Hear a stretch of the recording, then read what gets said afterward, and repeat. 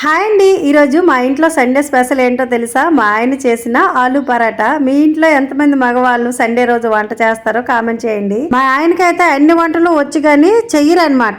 ఎప్పుడో ఒక్కొక్కసారి చేస్తూ ఉంటారు స్పెషల్ రోజు వచ్చినప్పుడు.